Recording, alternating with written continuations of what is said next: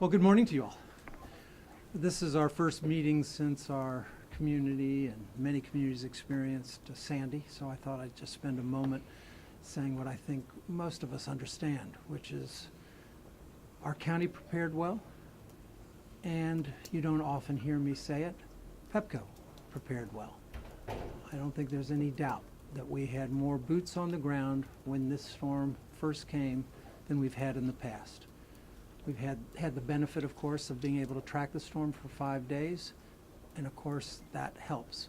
But Pepco, I think, did what it should do, which was make sure that we had people here when we needed them. So the combination of preparing well and being lucky, we were spared the brunt of the storm. That was a good combination for Montgomery County residents. And so I think we're all pleased and feel like we got past this. I will say that from my perspective, it also, these kinds of events underscore why Utility 2.0 is also so important, and why it's important that we begin that work of having a more resilient utility future. And that's why I'm going to continue to work with Pepco to see if we can help bring about that future, because we can't keep doing this time and time again, notwithstanding that they did prepare well and we were spared. I would also like to say that our county has 80 of its folks up in New York now, helping regions that obviously were hurt very hard. They were in Staten Island yesterday, they're in Nassau County today, doing search and rescue, 80 of our fire personnel. We do this as part of being activated by FEMA, and we send our people where they are needed. And clearly they are needed there, and they are serving those people well, and they are doing honor to our county by their service. Let me move on to, we've got some little thing happening tomorrow. What's going on tomorrow? We have an election tomorrow, and I will say I've been involved in political life for 40-something years. I find this election to be among the most excruciating elections of my lifetime, and I think a lot of people do.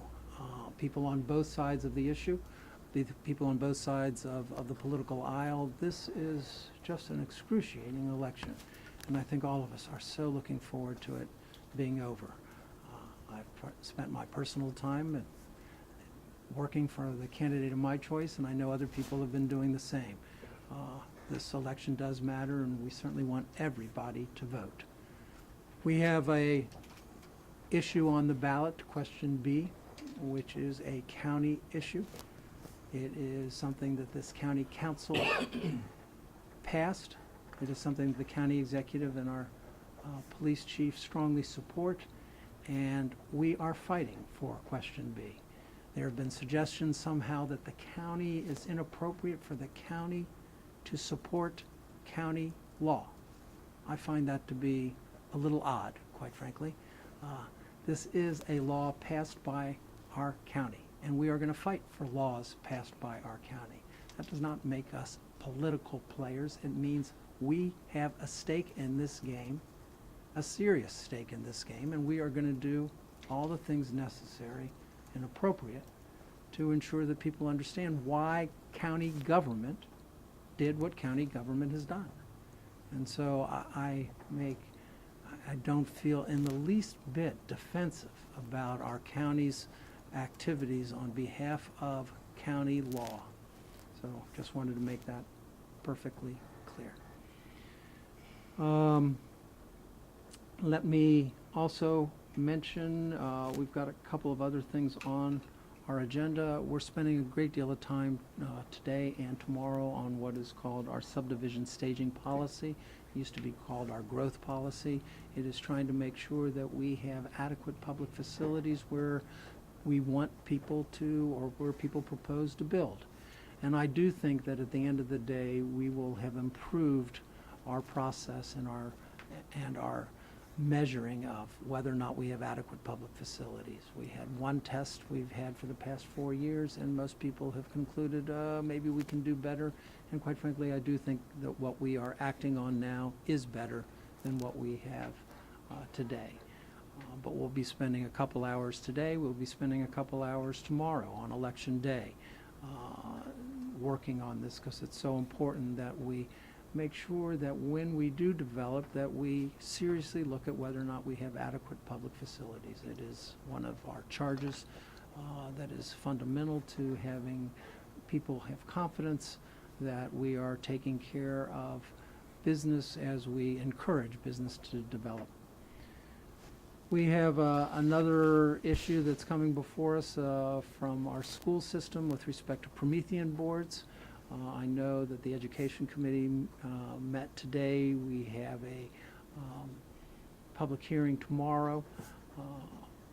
It's certainly my expectation, based on my conversations with my colleagues, that we will move forward in supporting Promethean boards. Anytime you make an investment in technology of this nature, you're always concerned as to whether or not that technology will be out of date.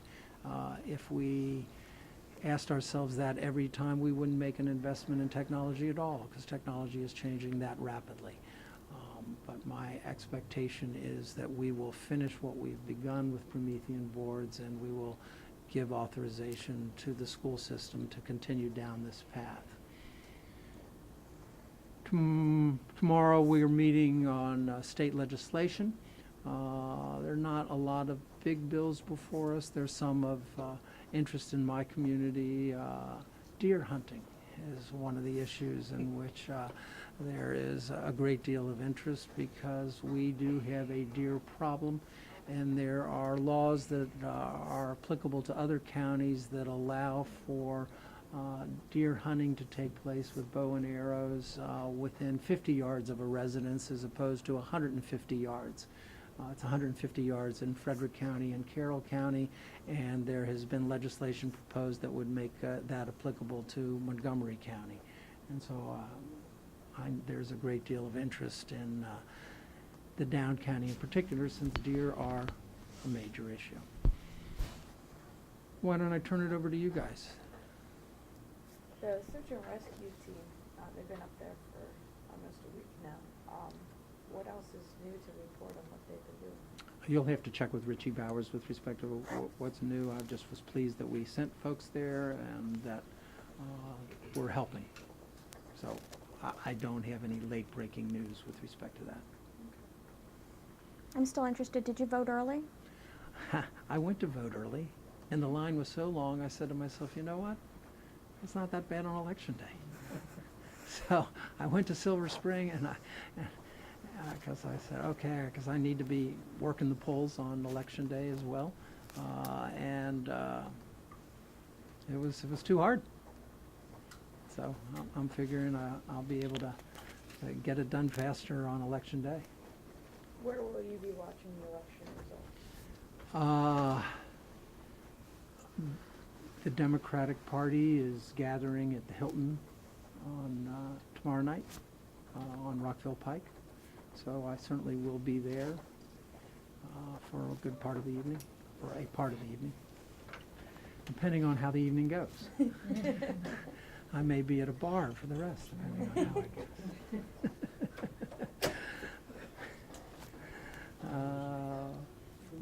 What else, gang? Right, fruit juice bar. That's right. Excuse me. Fruit juice bar. Anything else? Question B, a lot of people have wondered, is it management letting them manage, or is it going to be taking some collective bargaining rights away?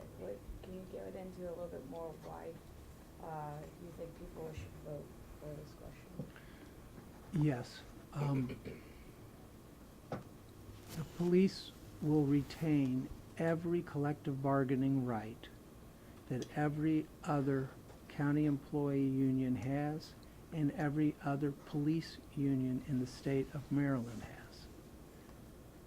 Our police are unique in having what's called effects bargaining. granted by our county council 30 years ago, not bargained for, not given in the charter, but granted legislatively. And over the course of 30 years, we have experience with this. And that experience has led our police chief to say to us, this is not working at all, because they have to bargain the effects of almost every decision, and it has tied their hands. So this is not Montgomery County turning into Wisconsin. 90% of the Democrats that are the active Democrats in Montgomery County, our precinct officials, support our county council and our county executive in this question B. So there's been a sort of false debate that somehow we are rolling back fundamental collective bargaining rights. No. Fundamental collective bargaining rights are not affected at all. What is affected is something that should never have happened. No other police union has, no other county union has, and it does not work. It ties the hands of our police chief, and that means public safety is imperiled. We don't mess around when it comes to public safety. This is not a political plus for anybody in this. We do not do this lightly. We did this because it has to be done, and we will fight for it. Can you give me an example of when it hasn't worked for our police chief?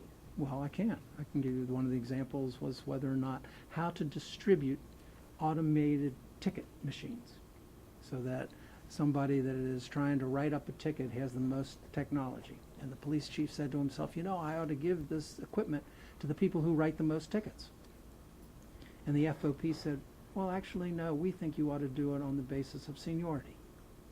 So that because the dispensing of these tickets, quote, affects their members, they were within their rights to bargain with respect to it.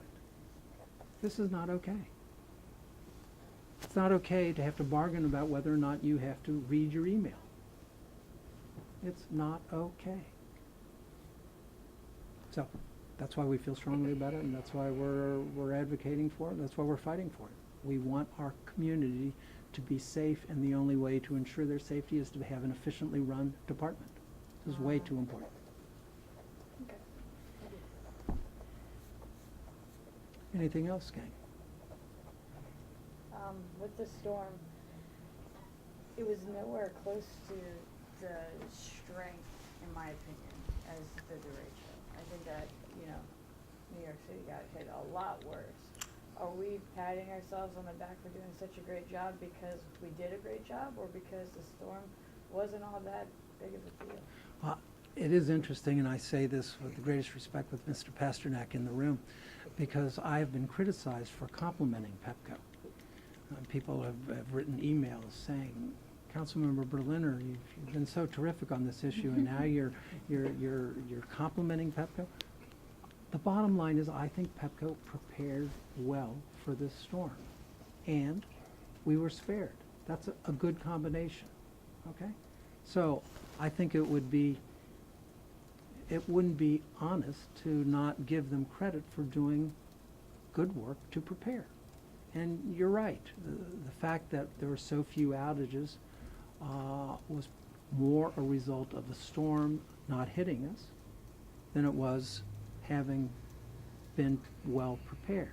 But the combination of having been well prepared and the storm not hitting us hard meant that people were restored a lot faster. And that's a good thing. People saw trucks. It gave them confidence. They were there at the Montgomery County Fairgrounds with a lot of people. People saw Pepco in the street a lot faster. So the whole tone of the situation shifted by virtue of Pepco having a greater presence early. And that's important. It gives people confidence. It makes people feel, okay, Pepco's where they ought to be. So is this going to be the level of expectation we'll hold for Pepco for every storm now? Be this well prepared for every one of them? Well, every storm in which you have time to prepare, our expectation should be that they're prepared. I have said somewhat facetiously, this is not extracurricular activities for Pepco. This is what we pay them to do, okay? And they did it well. They had time to prepare, and they did prepare. And my expectation is in the future, that they have seen the benefits of that and that they will prepare as well. So I do think that they are making positive strides, and if we're afraid to acknowledge that because we are unhappy with other aspects of their service, and we are, I mean, both can be true, you still have to say, this piece, they did well. Would you say that our greatest concern then isn't when we have the knowledge in advance that a storm's gonna happen, but how they do when they don't know something is going to happen? Well, if you don't have time to prepare and you have a big storm. Now, there are people that say that the derecho cleared out all the weaker trees. I found that to be a very interesting theory, and one that people in the industry actually support. They say that derecho storm coming when it did really took out a lot of the trees that were weakest, and therefore there was less trees falling on lines. It had not been something that I had given a great deal of thought to, but I'm forced to say, well, maybe there's some truth to that too. So you had a combination of a weaker storm, a storm in which previously some of the weak trees had gone down, and a utility that had prepared well. So again, I think we were well served. And I would also say there's no question that Pepco has done more tree trimming as well. And their statistics indicate that their reliability is getting better by virtue of having done tree trimming when in years past they hadn't done as much tree trimming as had been budgeted and has been authorized. Now they are, and they're showing some of the results of that. Let me rephrase that question. I think what I'm getting at is, okay, for this one we saw it coming. Yes, With the derecho, they said we didn't really see this one coming as fast. no one did. What is our expectation then for Pepco, or for a storm that they don't see coming? What do you expect out of them? Well, my belief, my hope, let me get back to your word, my expectation is that Pepco's reliability is going to continue to get better. Okay? That is part of the reason why we have reliability standards in the state of Maryland now, to make sure that every year they are required to get better and that they make investments to get better. Pepco has millions, hundreds of millions of dollars planned to improve their system. So my belief is that their system will in fact get better. I want to work with them on this Utility 2.0 concept, in which we could take, I hope, a giant leap forward into the future, in which it will be a more reliable system, a greener system, a better consumer-oriented system. But my expectation is that they will get better, and that as future storms occur, we will see the results of that. The governor has asked that the reliability standards now include storms. Currently, reliability standards do not include storms. They are focused solely on sunny day outages. I believe that if you have storms as part of the reliability, that you will see that they have every incentive to get better.